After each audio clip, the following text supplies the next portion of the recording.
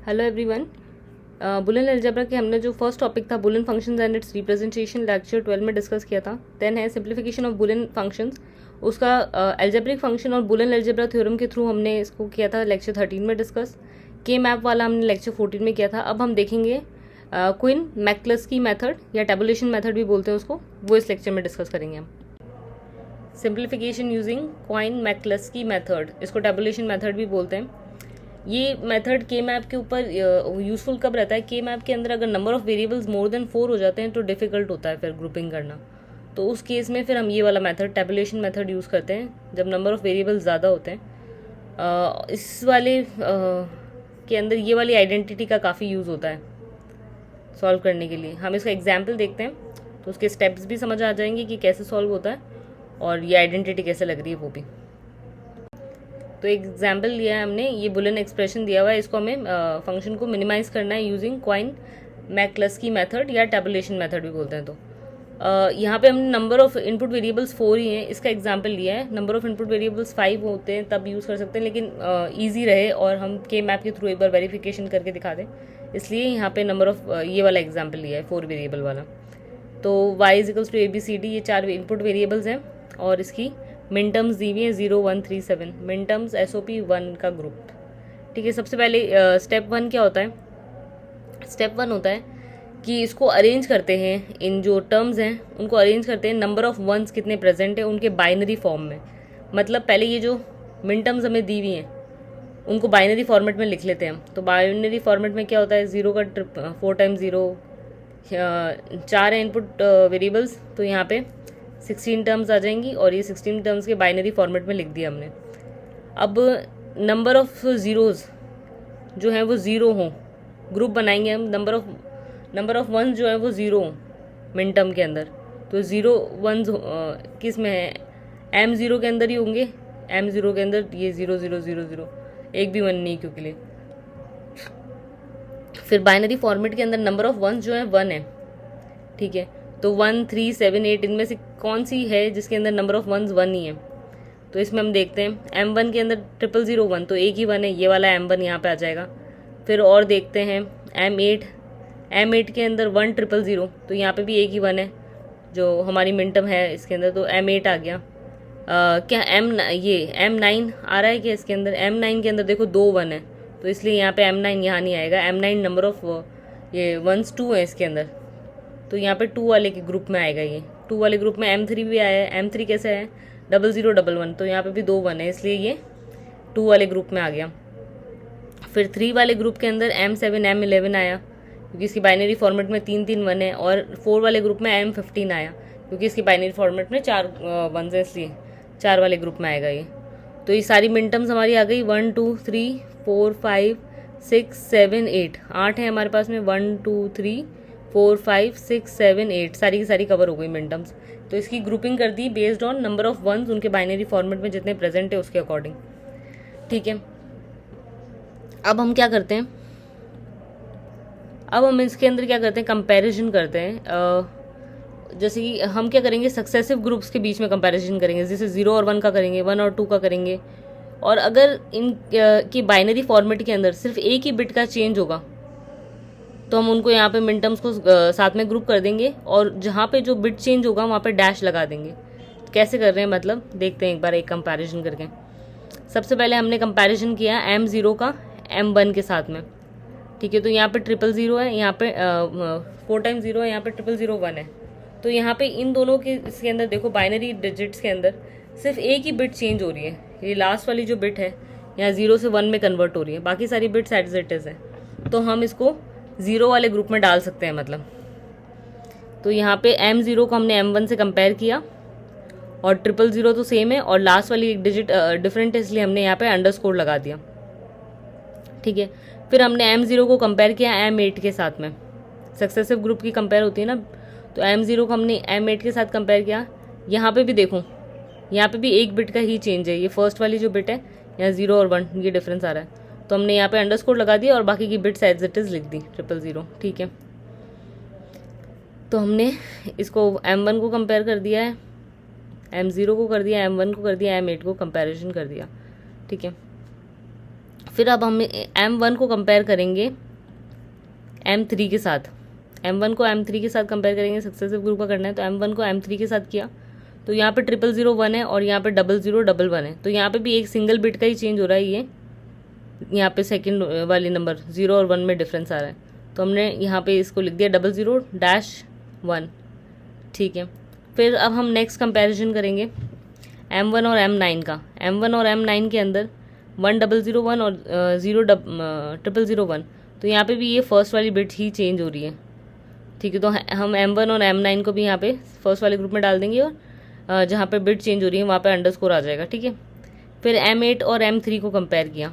M8 और M3 के अंदर देखो यहाँ पे 2 बिट्स चेंज हो रही है, यहाँ पे ये दोनों 0 है, यहाँ पे दोनों 1 है, तो इसको हम नहीं डालेंगे इसके ग्रुप के अंदर। फिर M8 और M9 को कंपेयर किया। M8 और M9 के अंदर चेक किया तो यहाँ पे ये वाली बिट ही चेंज हो रही है, एक बिट ही डिफरेंस हो रहा है। ठीक है, तो यहाँ पे भी एक बिट डिफरेंस हो रही है, तो इसको भी हमने इसमें डाल दिया और ये अंडरस्कोर लगा दिया जहाँ पे बिट चेंज हो रही है वहाँ पे। तो ये हमने कंपैरिजंस हो गए, इसका भी और इसका भी। ठीक है, अब हम करते हैं नेक्स्ट वाले ग्रुप का कंपैरिजन, 2 और 3 वाले ग्रुप का कंपैरिजन करते हैं। तो M3 और M7 का किया। M3 और M7 के अंदर भी देखो एक ही बिट का चेंज हो रहा है, तो हमने यहाँ डाल दिया। फिर M3 और M11 के अंदर भी एक ही चेंज हो रहा है, इसलिए हमने यहाँ सेकेंड वाले ग्रुप में रख दिया। M9 और M7 के अंदर देखो यहाँ पे 2 बिट्स का चेंज हो रहा है, बीच वाली बिट्स का, तो ये वाला नहीं आएगा ग्रुप में। फिर M9 और M11 क्या किया, एक ही बिट चेंज हो रही है, ठीक है, हमने ग्रुप में डाल दिया। ठीक है, ये दोनों हो गए। ये टिक लगाते रहना, जैसे जैसे कंपैरिजन हो जाए वैसे वैसे।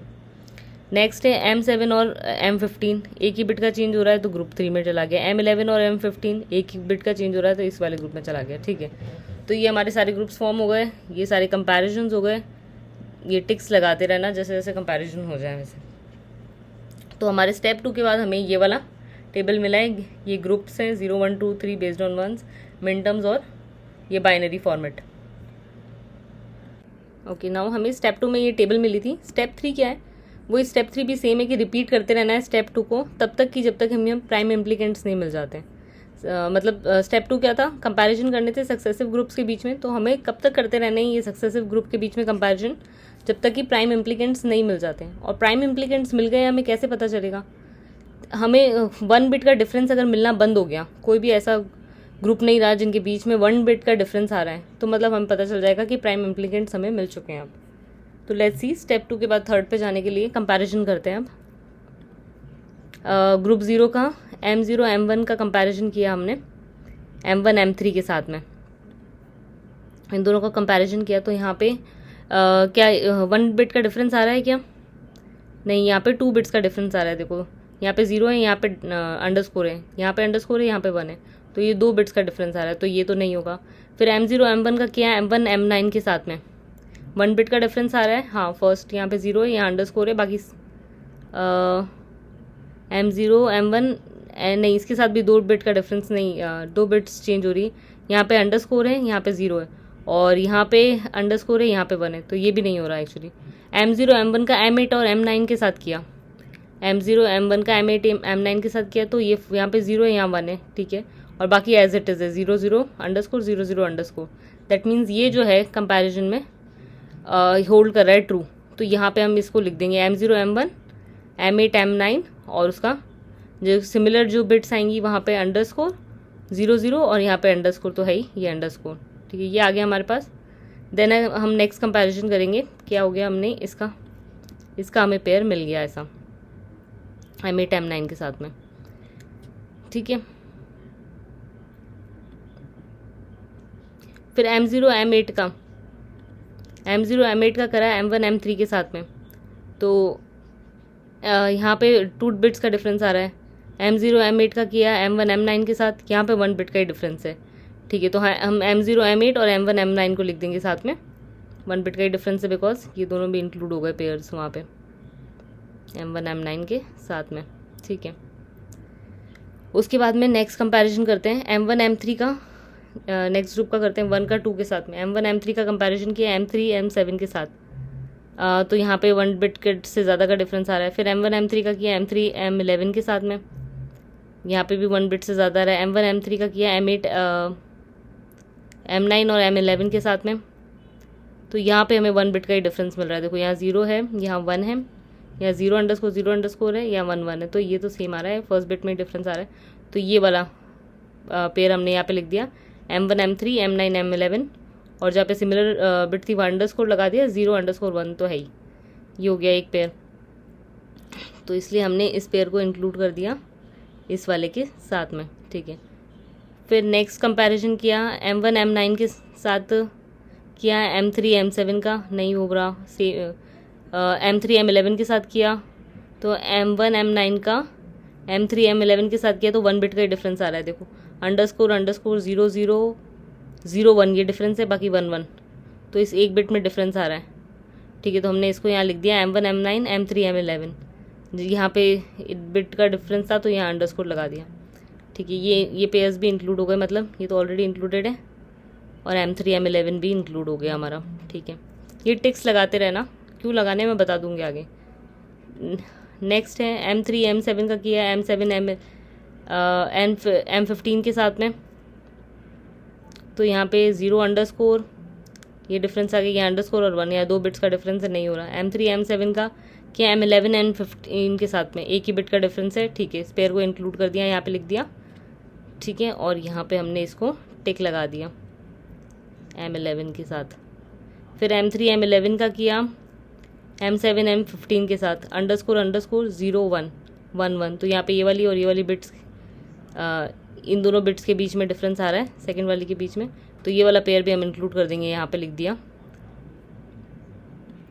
और यहाँ पे इस पर ऑलरेडी टिक लगा हुआ है, इस पर भी टिक लगा देते हैं, ठीक है। तो ये पेयर्स आए।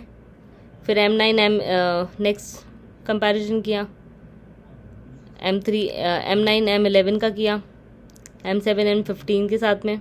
तो यहाँ 1 0, यहाँ अंडरस्कोर और 1, ये 2 बिट्स का डिफरेंस आ रहा है। फिर इन दोनों का किया तो वो यहाँ 0_ है, यहाँ पे _1 है, तो ये भी मैच नहीं हो रहा, ठीक है। तो हमारे पास फाइनली ये वाली टेबल बन गई कंपैरिजन के लिए। अब देख लो वापस से, अब इसमें भी सेम ये रिपीट करते रहना है स्टेप 2, मतलब वो कंपैरिजन सक्सेसिव तब तक करते रहना है जब तक कि 1 बिट वाला डिफरेंस वाला टेबल और ना बन सकता हो, ठीक है। तो कंपैरिजन करके देखते हैं। यहाँ पे ग्रुप 1 में देखो ये सारे सेम ही हैं, तो इसलिए हम इनको ही कंपेयर करके देखते हैं डायरेक्ट। _0 0 0 0 है, यहाँ _1 है, तो ये तो 2 बिट्स का डिफरेंस आ रहा है, इधर नहीं हो पाएगा, ठीक है। इन दोनों को करके देखें तो यहाँ पे है 0_ है, यहाँ पे _1 है, तो यहाँ पे भी 2 बिट्स का डिफरेंस आ रहा है, यहाँ पे भी आगे सक्सेसिव टेबल नहीं बन सकती। तो अब ये जो हमारे आ गए, ये आ गए हमारे प्राइम इम्प्लीकेंट्स, और उनकी वैल्यू क्या आई, ए की वैल्यू तो डैश, बी की है 0 मतलब B' आ गया, सी की वैल्यू 0 मतलब C' आ गया, और D' _, है, तो ये B' C' आया, इससे यहाँ से B' D और CD आया, ठीक है। अब हम इसके बाद में नेक्स्ट 4th स्टेप क्या है कि प्राइम इम्प्लीकेंट्स की टेबल बनानी है, और फिर उसके अंदर से एसेंशियल प्राइम इम्प्लीकेंट्स निकालने हैं। तो प्राइम इम्प्लीकेंट्स की टेबल बना दी हमने, ये हमारे तीनों प्राइम इम्प्लीकेंट्स हमने यहाँ पे लिख दिए। इस प्राइम इम्प्लीकेंट B' C' के साथ मिन टर्म्स कौन कौन सी इन्वॉल्व है, देखो 0 1 8 9 दोनों सेम ही है, ठीक है। तो 0 1 8 9 इन्वॉल्व है। B' D के साथ में 1 3 9 11, और CD के साथ में 3 7 11 15। तो ये प्राइम इम्प्लीकेंट्स के साथ जो मिन टर्म्स इन्वॉल्व है वो लिख दी, और हमारे क्वेश्चन के अंदर हमें क्या दी थी मिन टर्म्स, वो सारी यहाँ पे लिख दी हमने 0 1 3 7, ठीक है। अब जो मिन टर्म्स इसके अंदर आ रही हैं उसके लिए हम क्रॉस लगा देंगे, 0 1 8 9 के कॉलम्स में हम वहाँ पे सेल में क्रॉस लगा देंगे, ठीक है। 1 3 9 11 के लिए क्रॉस लगा दिया, और यहाँ पे भी क्रॉस लगा दिया। अब हमें क्या देखना है एसेंशियल प्राइम इम्प्लीकेंट्स निकालने के लिए कि कौन सा कॉलम है जिसके अंदर सिर्फ एक ही क्रॉस आ रहा है, 2 क्रॉस नहीं है, ओनली सिंगल क्रॉस आ रहा है। तो ये 0 वाला कॉलम है, इसके अंदर एक ही क्रॉस आ रहा है, यहाँ पे 2 है, यहाँ 2 है। यहाँ पे 7 वाले के अंदर एक ही क्रॉस आ रहा है, 8 में एक ही आ रहा है, 15 में एक ही आ रहा है कॉलम, ठीक है। तो ये क्रॉसेस, अब ये देखो कि इस फर्स्ट वाली रो के अंदर तो हमारा ऐसा क्रॉस है, एग्जिस्ट करता है, जिस सिंगल रो वाला हमने उसको हाईलाइट कर दिया, तो ये हाईलाइटेड क्रॉस हमारे इस वाली रो में लिख रहा है, इस वाली रो के अंदर एक भी ऐसा नहीं है, और ये वाली जो रो है इसके अंदर भी ऐसे क्रॉस है जो सिंगल कॉलम के अंदर ही आ रहा है। तो ये हमारे जो ये वाला और ये वाला कॉलम, ये हमारे एसेंशियल प्राइम इम्प्लीकेंट्स कहलाएंगे, मतलब B' C' प्लस CD ये हमारे एसेंशियल प्राइम इम्प्लीकेंट्स हैं, और यही हमारा मिनिमाइज्ड एक्सप्रेशन मिलेगा हमें इस फंक्शन के लिए। अब इसी को हम के मैप के थ्रू करके देखें तो एक बार वेरिफिकेशन के लिए, तो AB और CD हमारे पास जो इनपुट वेरिएबल्स है वो लिख दिए, उनकी पॉसिबल वैल्यूज़ क्या हो सकती हैं, 0 0 0 1 1 1, ये सब। अभी हमेशा ध्यान रखना कि के मैप के अंदर कैसे रहती है एंट्रीज, ये 0 1, अगर इनके डेसिमल में कन्वर्ट करें तो 0 1 2 यहाँ पे आएगा, फिर 3 4 5 6 यहाँ आएगा, फिर 7, फिर ये वाली रो बाद में फिल होगी, पहले ये होती है, फिर 8 9 यहाँ पे 10 आएगा, 11 12 13 14 यहाँ आएगा, 15, इस तरह से रहती है। ठीक है, हमारे पास मिन टर्म्स क्या कौन कौन सी थी, 0 1 3 7 8 9, तो वहाँ पे 1 लिख देंगे हम, 0 पे 1 लिख दिया, 1 पे 1, फिर 3 पे 1, 7 8 9 11 15, 7 8 9 11 और 15, इन सब पे 1 1 लिख दिया। ठीक है, तो हमने प्लॉट कर दी के मैप के अंदर मिन टर्म्स की वैल्यू। उसके बाद में ग्रुपिंग करनी है, तो एक तो ये मैक्सिमम का ग्रुप बनाने की कोशिश करनी होती है, तो एक तो ग्रुप ये बन गया ब्राउन वाला और एक ये बन गया ब्लू वाला। तो ब्लू वाले ग्रुप के अंदर अब हम देखें क्या कॉमन आ रहा है, यहाँ से देखते हैं, तो यहाँ पे 0 0 या 1 0, तो बी डैश कॉमन आ रहा है इस वाले से, बी डैश। फिर ऊपर से देखें तो 0 0 और ये 0 1, तो यहाँ पे पहला वाला कॉमन आ रहा है 0, सी की वैल्यू 0 है, 0 मतलब C dash, B dash C dash common आ गया। इस वाले के अंदर यहाँ तो वैल्यूज चेंज हो रही है, ये ऊपर वाला कॉमन आ रहा है, सी और डी दोनों की वैल्यू 1 1 है, मतलब C D plus C D.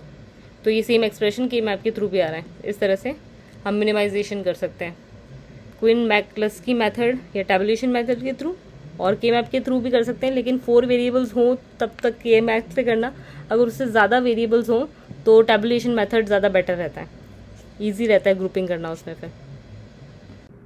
तो इस लेक्चर में हमने ये तीनों टॉपिक्स डिस्कस किए हैं। अगर कोई भी प्रॉब्लम हो तो आप कमेंट्स में पूछ सकते हो। UGC net paper 2 computer science and applications के सिलेबस का PDF का लिंक आपको डिस्क्रिप्शन में मिल जाएगा। अगर आपको इस लेक्चर के नोट्स चाहिए तो आप मुझे मेल कर सकते हो इस मेल ID पे, इस सब्जेक्ट लाइन के साथ में। अगर वीडियो अच्छा लगा हो, इन्फॉर्मेटिव लगा हो, तो please like share and subscribe. Thank you.